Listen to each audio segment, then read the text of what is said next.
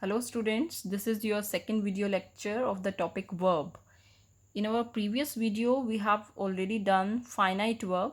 Now we are moving further towards non-finite verb. A non-finite verb is not directly linked to a subject. Here students, keep in mind that is the basic difference between finite and non-finite verb.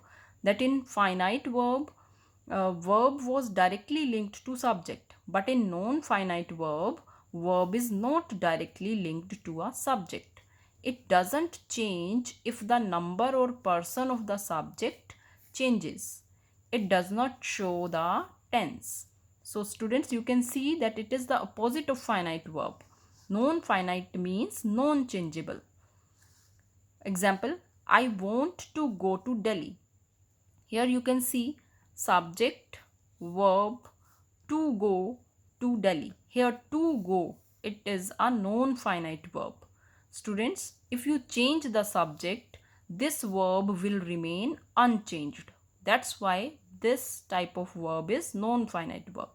But if we talk about this verb, want, then it is a finite verb, because if we change the subject, this verb will change automatically. So this is a finite verb and this one is non-finite verb because it is totally unchangeable. It has no effect of the change of subject. He has a caring heart. Here students, you can see that he is a subject, verb. Caring is a non-finite verb because if you are changing your subject, it doesn't affect the caring word. That's why this verb is non-finite verb. In the same manner, dad went to the bank to deposit money. Here to deposit is a non-finite verb. She is a working lady. Here working, this is a non-finite verb because the subject she, if we will change this subject, then there is no effect on this verb. That's why this verb is non-finite verb. Here we are doing the types of non-finite verb. Here are three types of non-finite verbs: gerund, infinitive and participles. And students, you can see that participle is also further divided into two parts: present participle and past participle. Now we will do all these types of non-finite verb in detail. So students, we are doing the types of non-finite verb and our first type is gerund. Gerunds are words formed from verbs. They end in ing and acts as nouns. Students, these are the two things which you have to keep in mind, that gerunds end in ing and acts as nouns. For example, I like running. Here you can see that running word is a gerund because it is end in ing form, and moreover running word is here act as a noun. Swimming is a healthy exercise. Swimming is a gerund. Reading is my favorite pastime. Reading is a gerund. I like reading novels. Here reading is a gerund. A gerund can be used as a subject of a sentence. In a sentence, you can see that hunting is an illegal activity. Here, this gerund acts as a subject of a sentence. It can be an object of a verb also. My father has given up smoking. Here you can see that here this gerund is working as the object of a verb. Third is an object of a preposition. They went for a walk after finishing tea. Here you can see that after is a preposition and here finishing is a gerund. So here gerund is working as an object of a preposition. So these are the three conditions where gerund can appear. Now second is infinitives. An infinitive is a form of verb that appears in its basic form.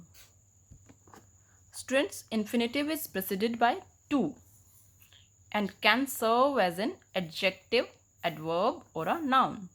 These are the things you have to keep in mind. About gerund, you have to keep in mind that ing form came in the end and gerund works as a noun. Here we are talking about infinitive. It is preceded by to and serve the purpose of adjective, adverb or a noun. The to infinitive is used as a subject of a sentence. Here you can see to swim continuously for too long is not easy. Here to swim, this underlined word is a infinitive. With question words such as how, what, when, where and whom. Please tell me how to make tea. How to make tea. Here to make, it is a infinitive. After adjectives such as pleased, happy, proud, unable, likely, glad, surprised, impossible, easy, etc. I'm happy to tell you that the experiment was successful. So these are the words after which infinitive appear. To tell. Here this to tell is a infinitive. This is to infinitive. After verbs such as remind, learn, remember, prefer, plan, decide, promise, forget, intend, etc. We must remember to call Diya. Here to call is a infinitive. I plan to visit Goa. So students, you have to keep these words in your mind. Students, after to infinitives, we are doing the third type of non-finite verb, that is participles. Participles are forms of verbs that end in d, ed, t, en or ing. They are used as adjectives and to form continuous or perfect tense. Students, this is the important thing, that participles are used to form continuous and perfect tense. If we are forming continuous tense, then ing will come, and if we are forming perfect tense, then d, ed, t, en, these words will come. So there are two kinds of participles. First is present participles that end in ing. As we have already talked about, that participles are used to form continuous. So that is present participles that end in ing form. We are going to Shimla next month. Here, going, what it is? It is present participle.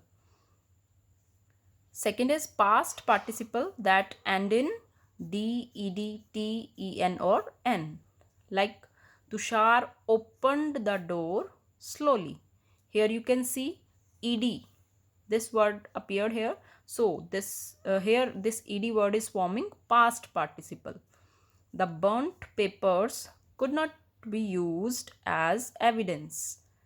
Here you can see used word. D is add here to make a past participle of the verb use. So students, you have to keep in mind that participles are of two types, present participle and past participle. If you are using ing form, that is present participle, and if you are adding d, ed, t, en or n, then it is past participle.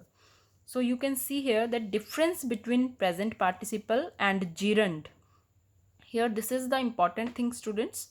Present participle also end in ing and gerund also end in ing. Then how you will find out that the particular verb is present participle or gerund? Students, present participle works as adjective and gerund works as a noun. This is the basic difference between present participle and gerund. You can easily identify present participle and gerund if you will keep in mind these 2 points, that gerund is used as a noun and present participle is used in adjective. So students, this was the non-finite verb, and I hope this topic is clear to you all. And students, if you have any problem, you can talk to me personally. Goodbye and have a nice day.